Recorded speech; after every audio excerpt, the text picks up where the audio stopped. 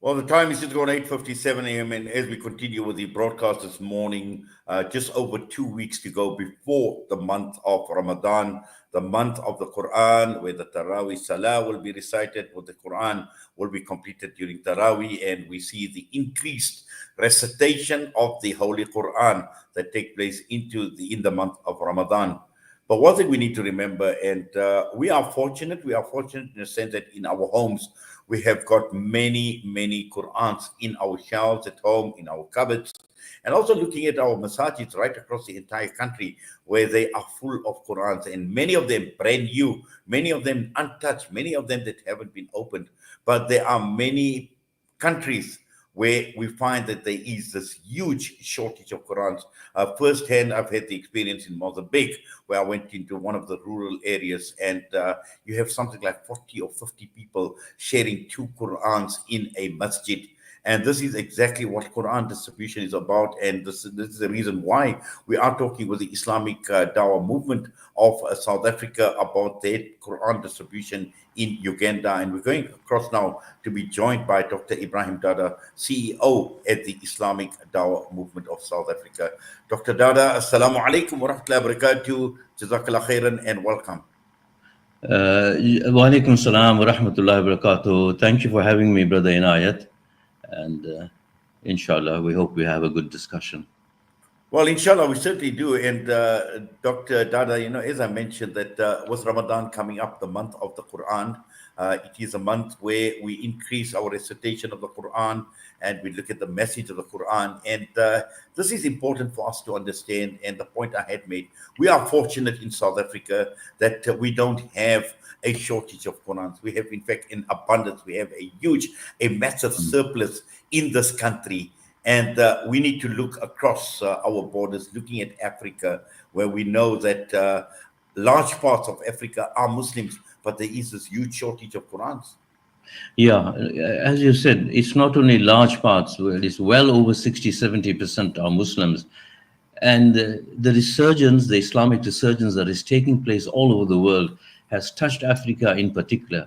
There are so many people who are converting to Islam, so many born Muslims who are going now practicing Islam in a more purer way. And in Africa particularly, you must remember that the colonialists converted millions and millions of Muslims into Christianity over the last 2 centuries. But as sad as that may appear to be to us now, which is gone and past, and Allah knows best, but right now I can tell you with my personal experiences, thousands are coming back to Islam. Those whose parents had converted to Christianity and many others. So the resurgence is really catching hold, the resurgence of Islam in Africa. And the point that you made was so pertinent, that whilst we have so many Qurans that are lying on our shelves, they need Qurans. I tell you, and I'm not exaggerating, Allah is my witness, if you give me maybe 100,000 Portuguese Qurans, which we have published, we can distribute it with correct agencies within a matter of weeks and months. The demand is so high. Second example, the two major languages in Malawi, Chichewa and Yawo, there are over 25 million speakers in 5 countries. It's a major language in 5 countries. That is Malawi, Zambia, Zimbabwe, Portuguese, and South Africa. If you were to give me hundreds of Qurans, or Musafs as they call it, we would be able to distribute it. And it's not like distributing in street corners where people don't know what it is. Here people need it, they want to read it, and they want to understand Islam. And even the non-Muslims who are interested in Islam. So Alhamdulillah, with the qudrat of Allah, IDM's taken the lead. In the last 10, 20 years, we have translated and produced and printed over 8 languages, Quran in over 8 Southern African languages, which includes Xhosa, Afrikaans, Zulu, Sotho, Chichewa, Yawo, Portuguese.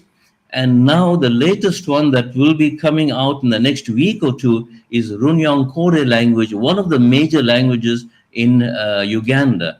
And it is spoken by over 5 million mother tongue speakers. So there will be many more than 5 million, and there is a huge demand for it. And that is why we decided to go ahead and print it, and which we hope to do in the next week or so. It will be released. So, if our listeners only know the sawab they get for sponsoring a Quran, because here is a need, here is such a heavy need, demand for it. We have Qurans that we don't use, but yet we have the resources to help them print millions of Quran. One Quran now only costs 100 rands. And people, if only they realize what sawab they get, and this I've been told from experts and the alims and the people who know, the scholars, that if you read even one letter from the Quran, you get the sawab. If you read, for example, Bismillah, Alif, Lam, Mim, Zalikal Kitabu, you get reward for each letter. And why wouldn't we want that? We as human beings are so weak, and we are always afraid of when we meet Allah subhanahu wa ta'ala, how we're going to answer for our deeds.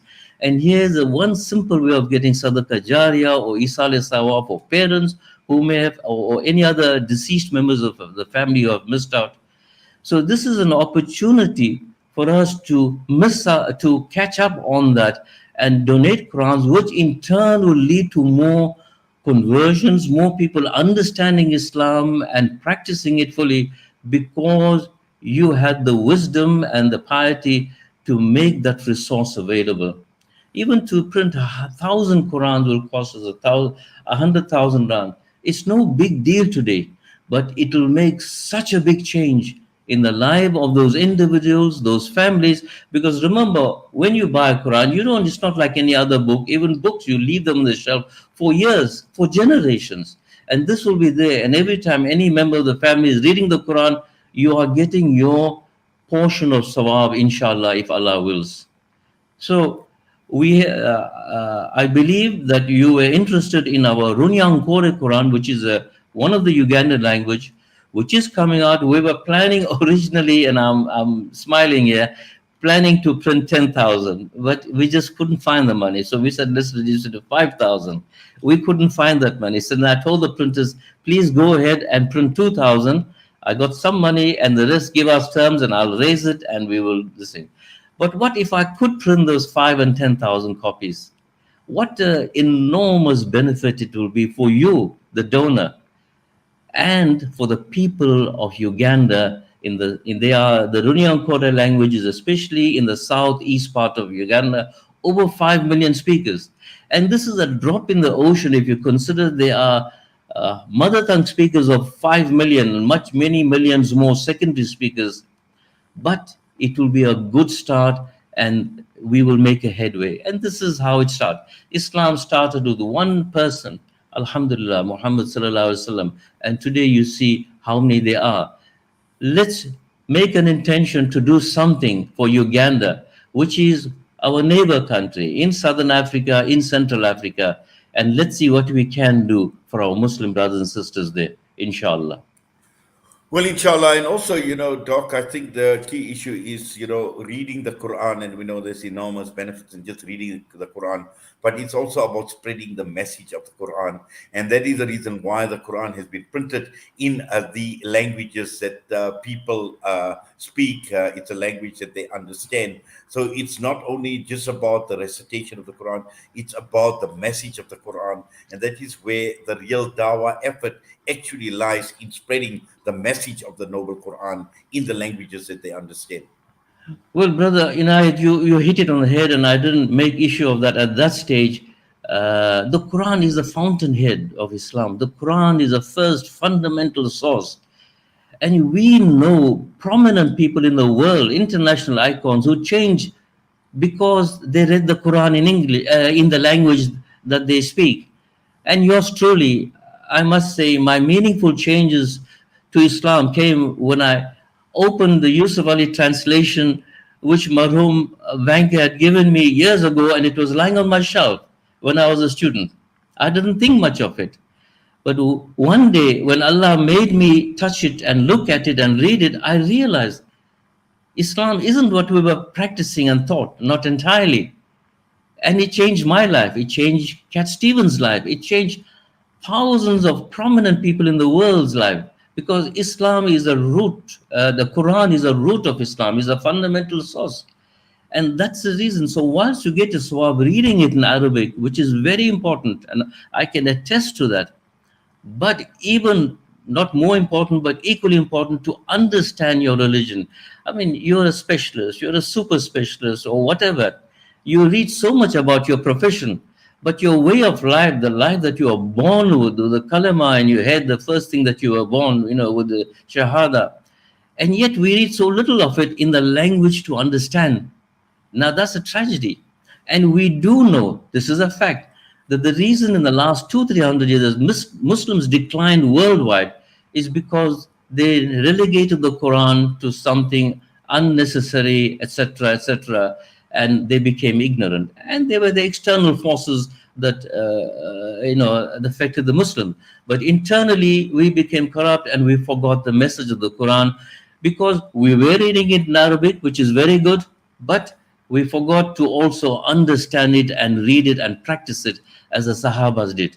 There was a time when the Sahabas, and this is well known hadith, used to take 10 surahs at a time and memorize them, learn them, practice them, and then went on to another 10 surahs, etc.